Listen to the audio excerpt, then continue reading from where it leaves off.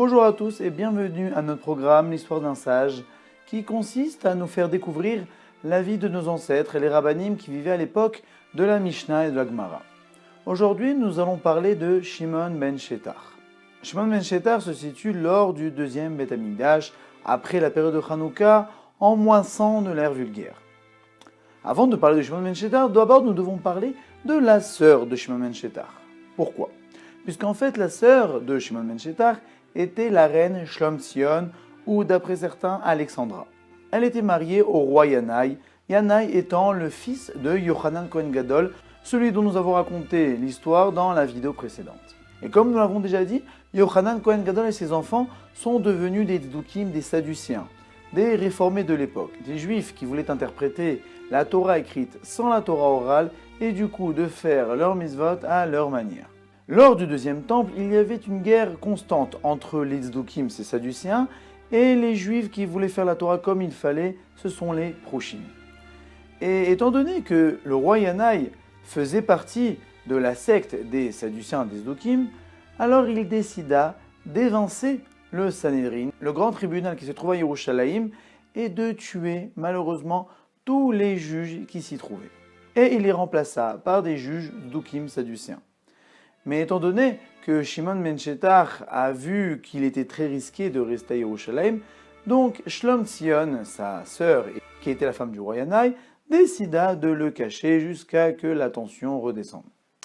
Et grâce à sa sagesse, Shlomtzion réussit à calmer son mari Yanaï. Bien qu'il était Tzduki, elle a réussi à le convaincre et à lui dire que le fait qu'il y ait des proshim, des chachamim, ça ne joue en rien à sa place de roi.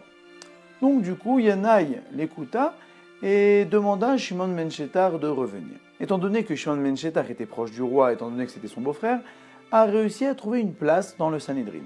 Et là, il commença une guerre dissimulée afin de lui aussi, à son tour, d'évincer le mauvais Sanhédrin qui était constitué de tous les sages sadducéens et de les remplacer par les vrais Talmidei Chachamim, les vrais Dayanim. Et là, il commençait à leur poser plein de questions, mais surtout à leur demander la source de leurs paroles. Mais étant donné qu'ils ne se fondaient sur rien, il n'y avait pas de source, donc ils commencèrent peu à peu à démissionner de leur rôle de juge. Et là, Shimon ben Shetach réinstitua le grand Sanhédrin, le grand tribunal, avec les vrais juges qui devraient le constituer. Mais Shimon ben Shetach, dans sa quête de faire renaître la Torah, ne s'arrêta pas là. Il institua que dans chaque village, il devait y avoir un rav, un melamed ou un enseignant qui devait enseigner aux plus jeunes enfants les bases de la Torah. Mais étant donné que cette génération a été guidée par les Sadducéens, alors là, il devait leur inculquer les vraies valeurs de la Torah et il s'en assura que pour toutes les générations à venir, il devait être ainsi. C'est pour cela qu'il institua les premiers Chedarim, les premiers Talmudei Torah à l'âge de 6-7 ans. Mais malheureusement, Shimon ben Shetach ne put garder sa place puisqu'il a dû fuir à cause de son beau-frère Yanaï Amelech, Yanaï le roi. Pourquoi ? Puisqu'un jour, il y a eu 300 Nézirim qui sont arrivés à Yerushalayim. Les Nézirim sont des personnes qui ont fait le vœu de s'abstenir de boire toute boisson à base de vin et tout aliment à base de raisin, mais aussi de ne pas s'impurifier pour les morts et de laisser pousser leurs cheveux. À la fin de la période, ils devaient amener un sacrifice. Mais lorsque ces 300 Nézirim sont arrivés à Yerushalayim, le problème était qu'ils n'avaient pas assez d'argent pour que chacun puisse amener ses sacrifices. Et là, Shimon ben Shetach a dit au roi Yanaï, regarde, il y en a 300, toi tu prends 150 à ta charge, moi j'en prends 150 à ma charge. Et là, Yanaï Amelech a dit, marché conclu, et là il paya les sacrifices des 150 Nézirim qu'il a pris sur lui. Mais de son côté, Shimon ben Shetach a tenu son engagement d'une autre manière. Grâce à sa sagesse, il a réussi à annuler rétroactivement le vœu que ces Nézirim ont fait, de telle manière qu'ils n'étaient plus Nézirim et ils ne devaient plus amener des sacrifices. Et donc du coup, à sa manière, lui aussi a contribué au sacrifice de ces Nézirim. Mais le problème était qu'une personne malveillante a répété cela à Yanaï et lui a dit « Regarde, il n'a pas tenu son marché ». Mais là, le roi Yanaï rentre dans une telle colère que Shimon ben Shetach n'a plus eu le choix de devoir fuir. Il s'enfuya et pour se nourrir a commencé à travailler dans le lin. Il devait porter beaucoup de lin, si bien que ses élèves lui ont acheté un âne. Mais lorsqu'ils lui ont acheté un âne, Baruch Hashem, que se passe-t-il ? Autour du cou de l'âne, il y avait un diamant d'une valeur énorme. Et là, ses élèves ont dit, regardez, vous n'avez plus besoin de travailler, vous avez gagné un diamant. Et là, Shimon ben Shetach leur a dit, oh, j'ai acheté un âne. j'ai pas acheté une pierre précieuse. Et il rendit la pierre précieuse au marchand. Et lorsque le marchand a vu ce si bel acte, a commencé à bénir Akadosh Baruch Hu, a dit regarde tes juifs comme ils sont beaux. C'est pour cela que Shimon ben Shetar l'a fait, pour faire la sanctification du nom divin, le Kiddush Hashem.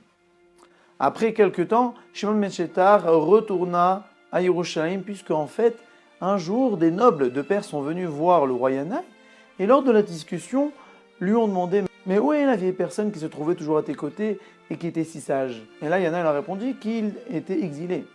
Mais là, les nobles lui ont dit « Non, non, tu nous le rappelles, nous avons envie de le voir. » Si bien que Yanaï a rappelé Shimon ben Shetar avec la promesse de rien lui faire. Mais quand même, lui a demandé par curiosité « Mais pourquoi m'as-tu roulé? Moi, j'ai pris les 150 Nézirim sur moi, toi, tu n'as rien fait. » Il a dit « Hop, hop, hop, on ne peut pas dire que j'ai rien fait. Toi, tu les as pris à ta manière. Tu les as pris avec ton argent. Moi, j'ai respecté mon engagement avec ma sagesse. Il y a un passouk dans Kohelet qui dit qu'une personne peut vivre avec sa sagesse encore mieux qu'avec son argent. Donc, tu as respecté ton engagement, j'ai respecté mon engagement. » Et par conséquent, Shimon ben Shetar récupéra sa place au Sanhedrin. Quelque temps après, le roi Yanaï décéda, si bien que sa femme, Shlom Tzion, a régné sur Israël pendant 9 années. Et ces 9 années étaient bénies d'une abondance aussi bien spirituelle où il y a eu une renaissance de la Torah, mais aussi d'une abondance matérielle. Lors de cette période, Shimon ben Shetar, avec le Sanhedrin, institua de nombreux décrets dans le peuple juif qui sont relatés à travers le Talmud. Un de ces décrets concerne la ktuva d'un mariage, c'est-à-dire une personne qui se marie avec une femme s'engage, au cas où Chas v'Shalom devait divorcer, de payer à la femme divorcée une pension alimentaire. Mais à l'époque, ces personnes-là mettaient cette pension au préalable chez le père de la femme, comme ça l'argent était là, et au cas où il divorçait, l'argent était déjà prêt. Mais le problème, c'est qu'étant donné que cet argent était déjà prêt, donc facilement, ils arrivaient à divorcer. Là, Shimon ben Shetar dit que ce n'est pas possible. Il faut qu'une personne quand même réfléchisse à 2 fois avant de divorcer. S'il sait qu'il devra payer une grosse somme, peut-être là, ça le fera réfléchir à faire des efforts pour ne pas divorcer. C'est bien qu'il institua qu'au lieu de placer cet argent chez le père de la kala de la femme, il devait assujettir tous ses biens afin de nourrir sa femme au cas de divorce. Ainsi, la personne allait réfléchir à 2 fois avant de divorcer et allait faire des efforts de Shalom Bayit. Mis à part ces décrets qui nous sont rapportés dans le Talmud, il nous est relaté une histoire assez juteuse sur un épisode de la vie de Shimon ben Shetar. C'est l'épisode de la vie de Shimon ben Shetar avec les 80 sorcières. En effet, dans la Torah, il nous est ordonné « Mechashefa lo techaye » tu ne devras pas faire vivre les sorcières. Toute personne qui utilise la magie noire ou les forces de l'impureté doivent être tuées par le tribunal. Étant donné que Shimon ben Shetar était à la tête du tribunal, il lui a incombé de faire le ménage auprès de ces sorcières-là. Il y avait donc 80 sorcières juives qui se trouvaient à Ashkelon. Et Shimon ben Shetar prit avec lui 80 jeunes garçons qui étaient assez grands de taille. Il leur dit « Prenez des manteaux, mettez-les dans une cruche bien fermée. » Et là, Shimon ben Shetar prit les 80 jeunes garçons et alla sous une pluie torrentielle à la porte de la grotte de ces 80 sorcières. Et il leur dit « Regardez, je vais rentrer dans la grotte. Dès que je vais crier un cri, vous sortez votre manteau et vous le mettez. Dès que je vais crier un deuxième cri, vous rentrez et chacun de vous devra prendre une sorcière et la porter bien en l'air. » C'est pour ça qu'il devait être grand de taille. Pourquoi? Puisqu'en fait, une sorcière qui ne touche pas le sol ne peut exercer sa magie. Shimon ben Shetar alla à l'entrée de la grotte et demanda l'autorisation aux sorcières de rentrer. Et là, les sorcières lui ont dit « Mais pourquoi tu veux rentrer ?» Et il leur répondit « Moi aussi, je suis un grand sorcier. Et j'ai envie d'apprendre de vous et aussi de vous enseigner mes propres tours. » Mais là, les sorcières « Ok, tu peux rentrer. » Et les sorcières commencèrent à lui montrer plusieurs tours de magie. Une fille apparaît du pain, d'autres de la viande et ainsi de suite. Après leur tour effectué, les sorcières demandèrent à Shimon ben Shetar « Vas-y, montre-nous de quoi tu es capable. » Là, Shimon ben Shetar leur dit « Regardez, il pleut dehors. Je vais vous faire apparaître 80 jeunes garçons secs de la tête aux pieds pour faire la fête avec vous. » Donc, Shimon ben Shetar poussa un premier cri, les garçons ont mis leur manteau tout sec sur eux, et le deuxième cri arrivé, les garçons rentrèrent dans la grotte, et étant donné que les sorcières ont cru que ces garçons sont venus faire la fête avec elles, alors elles se sont laissées emporter par ces garçons, mais aussi portées en l'air. Et là, du coup, elles se sont fait prises au piège, et étant donné qu'elles étaient en l'air, elles ne pouvaient plus exercer leur magie. Et là, donc, du coup, Shimon ben Shetar les amena au Sanhedrin, et celui-ci les tua. Mais le problème, c'est que ces sorcières avaient des proches qui voulaient se venger de Shimon ben Shetar. Et par conséquent, ces proches ont effectué un faux témoignage sur le fils de Shimon ben Shetar afin de le rendre coupable d'un crime qu'il n'avait pas commis pour que le Sanhédrin le tue aussi à son tour. Et malheureusement, le faux témoignage a été bien mené, si bien que le Sanhédrin prononça le verdict que le fils de Shimon ben Shettar devait mourir. Mais avant de mourir, le fils de Shimon ben Shettar dit ainsi, il dit « Regardez, si je suis coupable de la faute dont vous m'accusez, alors que ma mort ne me pardonne pas. Par contre, si je n'ai pas effectué ce crime-là, que ma mort soit sur les épaules de ceux qui ont provoqué cette mort-là. » Et là, les faux témoins ont commencé à avoir peur.